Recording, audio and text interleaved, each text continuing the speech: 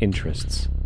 At this time, the dominant families in the banking and business world were the Rockefellers, the Morgans, the Warburgs, the Rothschilds. And in the early 1900s, they sought to push, once again, legislation to create another central bank.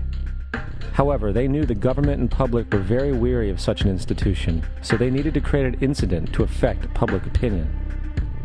So, J.P. Morgan, publicly considered a financial luminary at the time, exploited his mass influence by publishing rumors that a prominent bank in New York was insolvent or bankrupt. Morgan knew this would cause mass hysteria, which would affect other banks as well. And it did. The public, in fear of losing their deposits, immediately began mass withdrawals. Consequently, the banks were forced to call in their loans, causing the recipients to sell their property, and thus a spiral of bankruptcies, repossessions, and turmoil emerged. Putting the pieces together a few years later, Frederick Allen of Life magazine wrote, "The Morgan interests took advantage to precipitate the panic, guiding it shrewdly as it progressed." Unaware of the fraud, the Panic of 1907 led to a congressional investigation headed by Senator Nelson Aldrich, who had intimate ties to the banking cartels and later became part of the Rockefeller family through marriage. The commission, led by Aldrich, recommended a central bank should be implemented so a panic like 1907 could never happen again. This was the spark the international bankers needed to initiate their plan.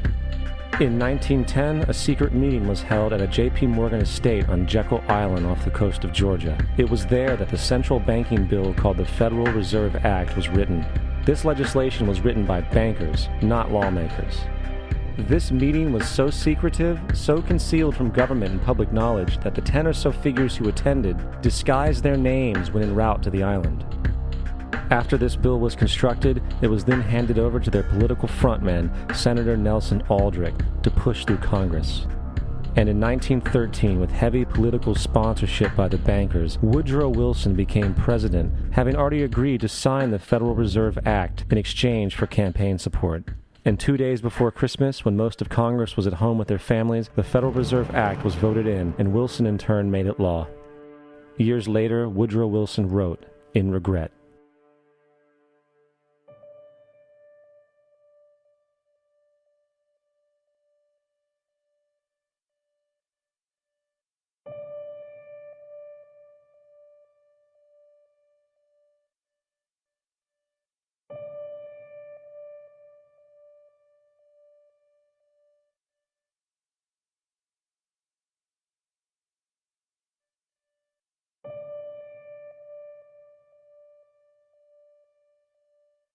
Congressman Louis McFadden also expressed the truth after the passage of the bill.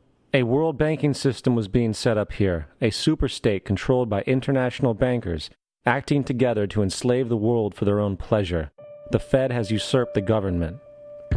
Now, the public was told that the Federal Reserve System was an economic stabilizer, and inflation and economic crises were a thing of the past.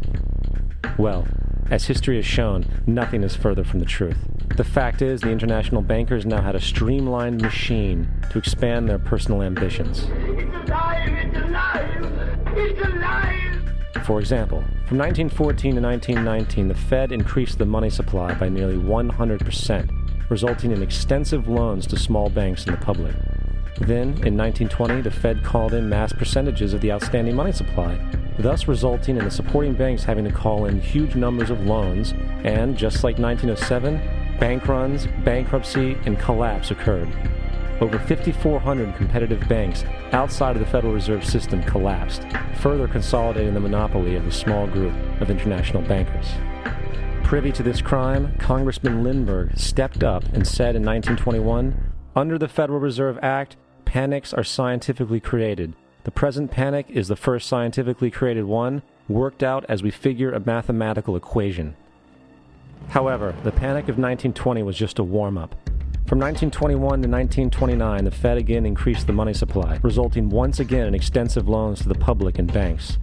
There was also a fairly new type of loan called a margin loan in the stock market. Very simply, the margin loan allowed an investor to put down only 10% of a stock's price, with the other 90% being loaned through the broker. In other words, a person could own $1,000 worth of stock with only $100 down. This method was very popular in the roaring 1920s, as everyone seemed to be making money in the market. However, there was a catch to this loan. It could be called in at any time and had to be paid within 24 hours. This is termed a margin call, and the typical result of a margin call is the selling of the stock purchased with the loan. So, a few months before October in 1929, J.D. Rockefeller, Bernard Baruch, and other insiders quietly exited the market, and on October 24, 1929, the New York financiers who furnished the margin loans started calling them in masse. This sparked an instantaneous, massive sell-off in the market, for everyone had to cover the margin loans. It then triggered mass bank runs for the same reason, in turn collapsing over 16,000 banks, enabling the conspiring international bankers to not only buy up rival banks at a discount, but to also buy up whole corporations at pennies on the dollar. It was the greatest robbery in American history. But that didn't stop there. Rather than expanding the money supply in order to recover from this economic collapse, the Fed actually contracted it, fueling one of the largest depressions in history. Once again outraged, Congressman Louis McFadden, a longtime opponent of the banking cartels, began bringing impeachment proceedings against the Federal Reserve Board, saying of the crash and depression, it was a carefully contrived occurrence. International bankers sought to bring about a condition of despair so that they might emerge the rulers of us all. Not surprisingly, and after 2 previous assassination attempts, McFadden was poisoned at a banquet before he could push for the impeachment. Now, having reduced the society to squalor, the Federal Reserve bankers decided that the gold standard should be removed. In order to do this, they needed to acquire the remaining gold in the system. So, under the pretense of helping to end the Depression, came the 1933 gold seizure. Under the threat of imprisonment for 10 years, everyone in America was required to turn in all gold bullion to the Treasury, essentially robbing the public of what little wealth they had left. And at the end of 1933, the gold standard was abolished. If you look at a dollar bill from before 1933, it says it is redeemable in gold.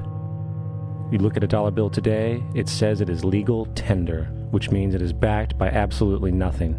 It is worthless paper. The only thing that gives our money value is how much of it is in